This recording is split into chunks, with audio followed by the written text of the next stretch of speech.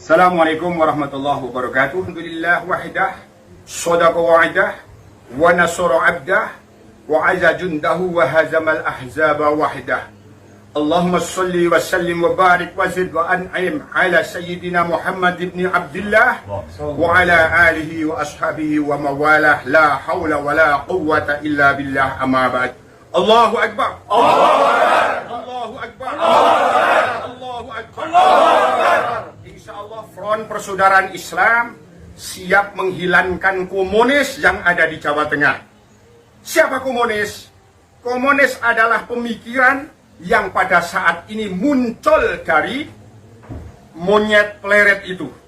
Maka wajib ormas Islam seluruh Jawa Tengah, di mana monyet itu ada, tangkap.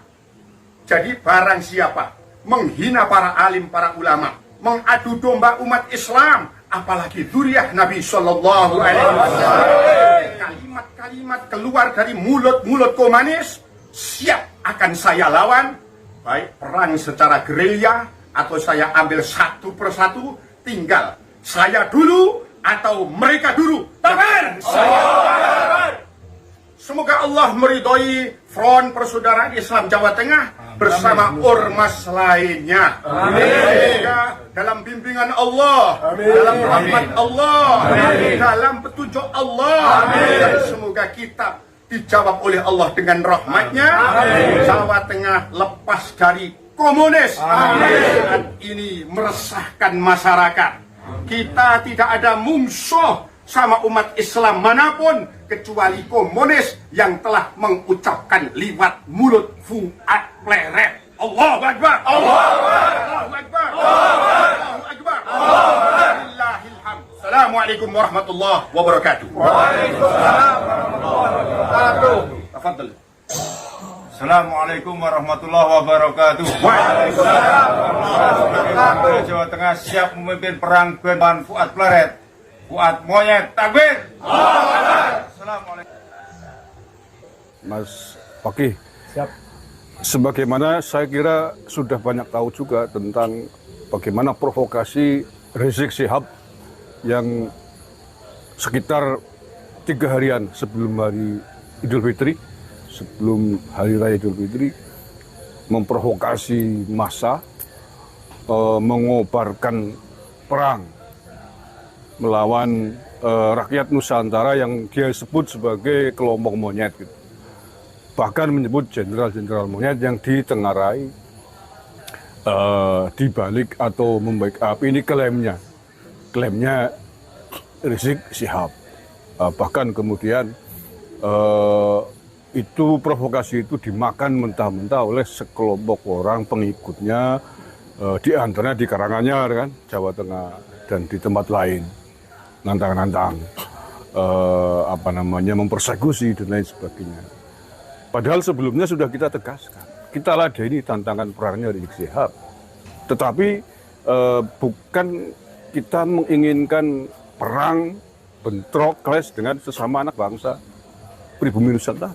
Sejak awal Banyumas meladeni tantangan Rizik Syihab, tetapi yang kita ladeni adalah Rizik Syihab dan seluruh klan Yaman silakan, mau model apa, mau sendirian atau mau rombongan silakan. Tetapi seluruhnya adalah klan Yaman, klan Balawi yang kita nilai sebagai klan pembuat gaduh di negara ini, yang selama ini mengganggu keutuhan dan kenyamanan hidup berbangsa dan bernegara sejak 2014 kalau kita mau lihat mundur lebih jauh sampai hari ini. Nah, makanya ketika kemarin ada tantangan dari kelompok masyarakat di antaranya di Jakarta gitu ya, nantang-nantang Laskar Sabilillah dari Demak gitu. Menurut saya itu salah alamat. Kita tidak menantang sesama anak bangsa gitu. Kita tidak menantang sesama warga pribumi. Banyumas pun tidak akan meladeni tantangannya front persaudaraan Islam yang ada di Jakarta. Karena kita tidak bermusuhan dengan sampean. Yang kita hadapi adalah klan Balawi Yaman, keturunan imigran Yaman yang dipimpin oleh Rizik Syihab ini yang selalu membuat gaduh. Ya, Mas Win, kalau perlu nggak apa-apa lah. Orang Banyumas ngalah ditantang oleh persaudaraan Islam, kan bukan itu. Tapi yang kita inginkan, kalau gentle laki-laki Rizik Syihab dan klannya, ya maju sendiri. Mau seperti apa gitu. Siapa yang mau diajuin, Rizik Syihab, Bahar Smith atau siapa? Mau rombongan, kalau rombongan itu berapa orangnya? Nah, begitu. Mau di mana? Tetapi jangan warga negara, jangan anak-anak Nusantara, warga pribumi. Bukan itu yang kita kehendaki. Oke. Makanya kita juga tidak terlalu merespon dengan suaranya pengikutnya Rizik Syihab yang di Jakarta khususnya itu, karena bukan itu yang kita maksudkan. Tapi yang kita maksudkan adalah Rizik Syihab yang mengobarkan, memprovokasi perang. Nah, itu diantara dinamika-dinamika terkini yang terjadi, Mas Fakih. Jadi barangkali panjenengan punya perspektif lain apa yang harus kita sikapi. Monggo Mas Fakih dulu. Baik. Terima kasih kepada Bung Agusmar dari KBN Nusantara dan juga channel dari PWI Laskar Sablila Banyumas Raya. Berbahagia sekali bisa di petang ini hadir di bumi Banyumas. Sebenarnya ini mampir sebentar sekaligus tabarukan kepada senior, kepada guru kami Mas Agusmar, yang jelas-jelas di dalam organisasi adalah memang senior kami, maka kami yang muda harus sowan ke sini. Dan kebetulan dalam rombongan kami ini sahabat saya, ini Bung Ahmad Sudimin. Saudara saya ini adalah dedengkot di NII, mantan aktivis ex NII. Insya Allah bisa dicari jejak digitalnya di TV One. Ya. Waktu itu kalau nggak salah beliau bertestimoni bagaimana melakukan perampokan-perampokan ya atas nama agama, melegalkan kejahatan atas nama agama untuk suatu cita-cita negara Islam Indonesia, bahwa negara Kesatuan Republik Indonesia adalah negara tauhid. Tapi alhamdulillah sekarang sudah kembali ke pangkuan NKRI dan memahami bahwa ternyata NKRI ini sudah bersyariah, sudah sesuai dengan kaidah agama, bahwa Pancasila tidak ada satupun silanya yang bertentangan dengan Al-Quran atau ajaran agama. Semuanya dilandasi oleh nilai-nilai dari agama Islam itu sendiri, dan saya yakin juga dilandasi oleh keluhuran nilai-nilai mulia dari seluruh agama lain yang ikut membangun NKRI kita. Bung Ahmad Sudimin datang ke sini sekaligus juga dari pertanyaan dari Bung Agusmar tadi, ini momentum yang bagus sebenarnya. Karena apa? Karena ini sebenarnya bangsa kita ini kan terlalu permisif, terlalu sabar. Sebagaimana yang diajukan gugatan uji kewarganegaraan oleh Bung Subhan ke Mahkamah Konstitusi, bahwa ternyata memang pelaksanaan hukum di negeri kita ini memang terjadi tebang pilih atau diskriminasi, Bung Agusman. Ketika kemudian berlaku dua undang-undang kewarganegaraan, kalau tidak salah tahun 47 dan 58, pada saat itu kemudian mencoba untuk meluruskan pasal 26 ayat 1 tentang kewarganegaraan dan ayat 2 tentang kependudukan, itu etnis Cina itu dipaksa untuk mengajukan kewarganegaraan dan mereka berbondong-bondong melakukan itu. Tetapi dari klan Arab yang menurut sensus terakhir sebenarnya jumlahnya nggak terlalu banyak sih, cuma bikin bising aja, bikin rusuh aja mereka. Menurut sensus 2010 jumlah mereka cuma 0,1%. Artinya kalau jumlah penduduk Indonesia ini 280 juta, mereka cuma 280.000. Dan untuk yang Al-Irsyad ini sebenarnya tidak terlalu mengglorifikasi nasab mereka, tidak mencoba untuk merasa ras mereka lebih mulia, karena mereka sadar sudah hidup di alam kemerdekaan dan tidak lagi ada segregasi kelas sebagaimana zaman kolonial. Yang sebelahnya, yang klan Ba'alwi, yang kemungkinan sekitar jumlahnya 150-an ribuan. 150.000, tapi ini bikin reseh sekali, mengaku cucu Nabi, rasnya paling mulia, terus kemudian menganggap pribumi Nusantara ini adalah jongos-jongos mereka mengklaim sebagai majikan dan lain sebagainya. Ini yang ternyata akar dari pengakuan cucu Nabi ini membuat kejahatan yang kemana-mana, merembet kemana-mana. Seolah-olah mereka ini punya otoritas paling tinggi di dalam agama dan berhak untuk menghina, merendahkan ulama-ulama pribumi Nusantara, hingga Wali Songo pun yang jelas-jelas berjasa menancapkan dakwahnya pertama kali di Nusantara, beberapa generasi lembaga kewalisongoan ya, kan gitu. Seperti yang kita ketahui sejak era Kediri, bahkan Kediri, kemudian ke Majapahit hingga Demak dan seterusnya. Ini mereka hina juga, mereka belokkan dan mereka hina. Dan ulama-ulama Nusantara dibilang 70 ulama non Habib yang alim itu lebih hina, lebih rendah dibanding telapak kakinya seorang Habib yang ahli maksiat dan sebagainya. Cerita khurafat mereka mengunggul-unggulkan Tarim, Yaman dan sebagainya. Seolah mereka di bumi Nusantara ini mereka hanya sebagai tempat untuk buang hajat atau cari tempat makan saja, tapi mereka tetap memuji-muji Tarim. Padahal di Tarim sendiri, di Yaman sendiri, di Hadramaut sendiri, mereka tidak diakui sebagai bagian dari keluarga Nabi. Mereka juga dianggap imigran karena dulu ngakunya dari Irak, kan begitu. Mereka-mereka yang ngaku cucu Nabi tapi tidak punya pengakuan di Yaman maupun di Irak ini semakin lama semakin merajalela kejahatannya. Bukan saja ketika mereka zaman kolonial Belanda, mereka menjadi antek Belanda, bekerja untuk Belanda, berangkat gratis oleh kapal Belanda, dapat gaji, dapat tanah, menjadi mufti, menjadi kapiten, seperti ayahnya si Imam Monyet ya. Ini bapaknya kerja katanya di apoteknya Belanda, artinya jelas pengakuan bahwa bapaknya pun juga kerja menjadi jongosnya Belanda, kerja di apoteknya Belanda. Jadi begitu, kerja di usaha-usahanya, sektor usahanya Belanda, kolonial Belanda. Dan kemudian tiba-tiba sekarang keturunannya mengaku menjadi imam besar umat Islam dan melakukan provokasi-provokasi, melakukan gerakan moral dan sebagainya, padahal dia amoral. Jelas chat mesumnya dengan si Firza Shihab, jelas bahwa dia makar melawan Pancasila, mendukung ISIS, mendukung gerakan terorisme dan lain sebagainya. Jelas bahwa dia dulu dengan gerakan pentungannya di setiap hari-hari besar keagamaan, orang pakai atribut-atribut agama lain, mengucapkan Natal dan sebagainya, diserang dengan masif hingga kemudian puncaknya tahun 2017 memanfaatkan isu gubernur Pilgub Jakarta.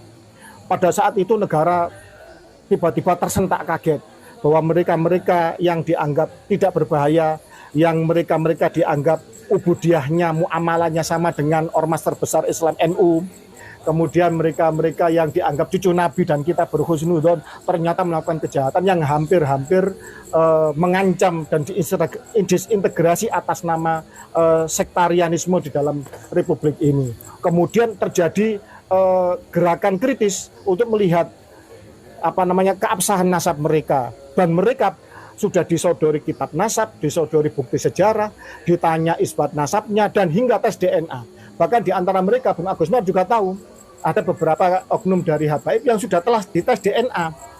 Yang satu jelas-jelas berkhianat sesuai kesepakatan, kalau dia nggak lolos J1 FGC 10500 sebagai markernya Imam Ali, ternyata sekarang berbalik arah. Yang lainnya tidak berani bernarasi, katanya takut dipersekusi. Lah ini makin lama mereka dibiarkan, ini bukan semakin tobat, bukan semakin insaf, tetapi malah nantang-nantang, malah memprovokasi pribumi untuk dibenturkan dengan sesama pribumi.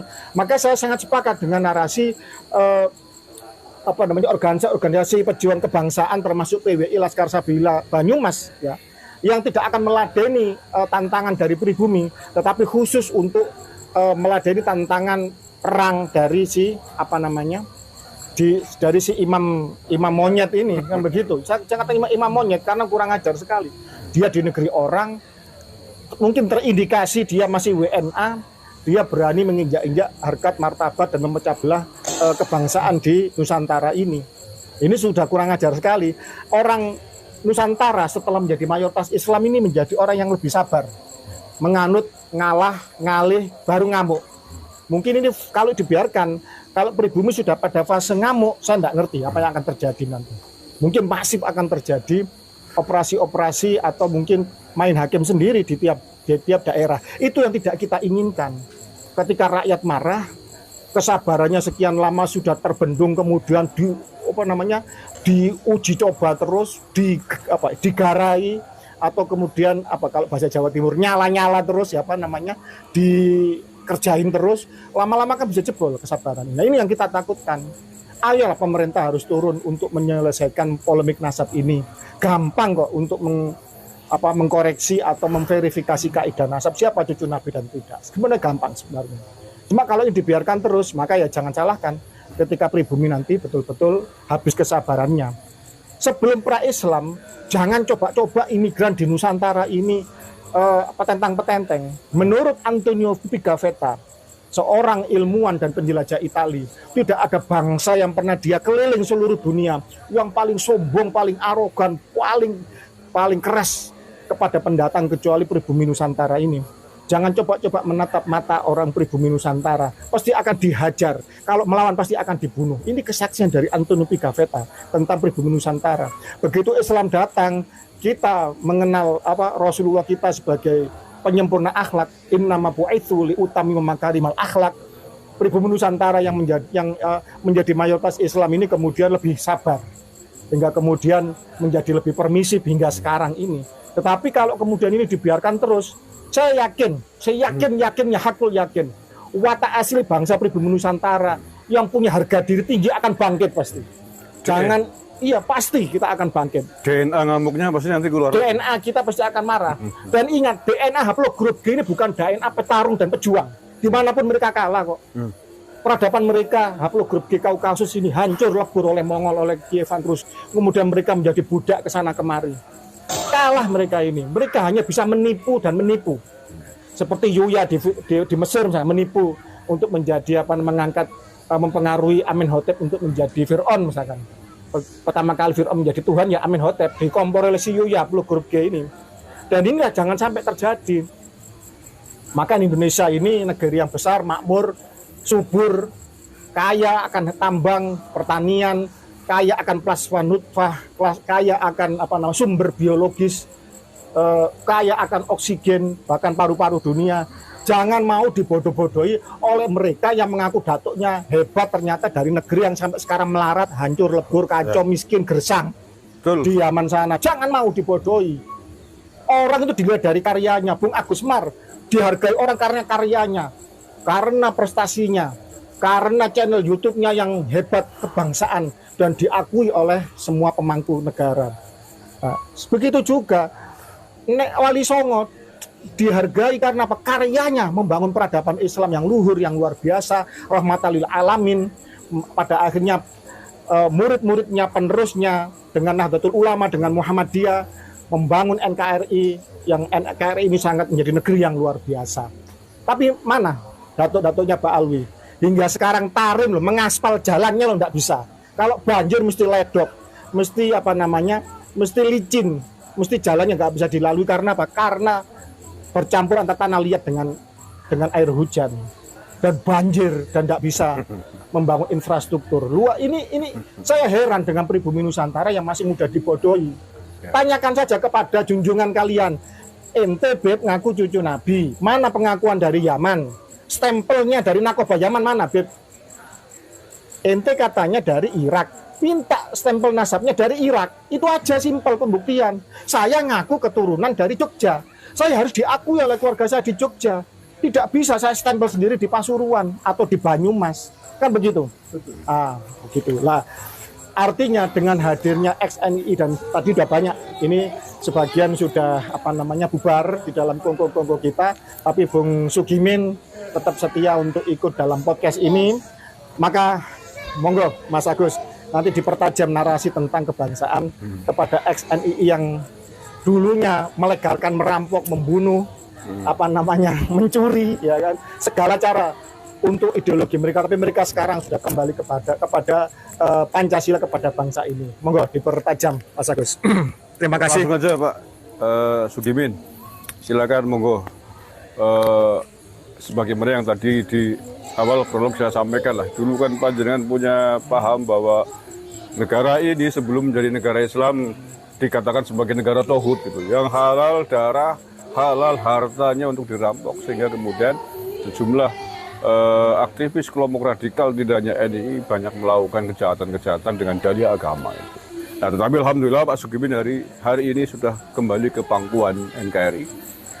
Tentu ketika melihat ada sekelompok orang, di antaranya kelompok keturunan imigran Yaman mengganggu NKRI, ini menurut Pak Sugimin apa yang harus dilakukan menurut Pak Sugimin? Silakan Mas.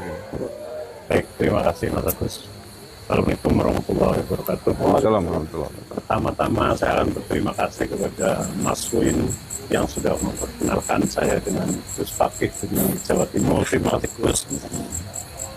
Mas Agus, Sami-sami. saya ucapkan terima kasih karena pada malam ini sedikit ini pertemuan yang luar biasa tanpa disangka-sangka. Saya juga nggak tahu ini akan melakukan pertemuan seperti ini. Saya ini sebenarnya udah lama geram, cuma ada di hati aku.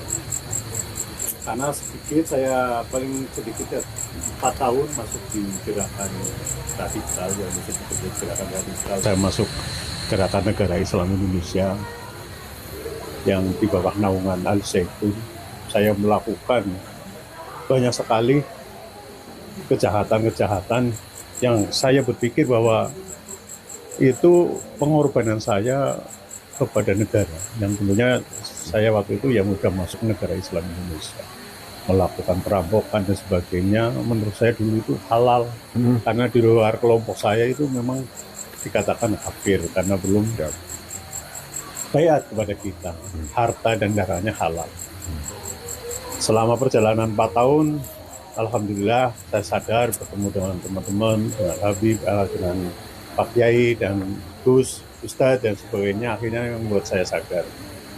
Kemudian mendengar dan melihat polemik yang akhir-akhir ini berguncang di negara ini,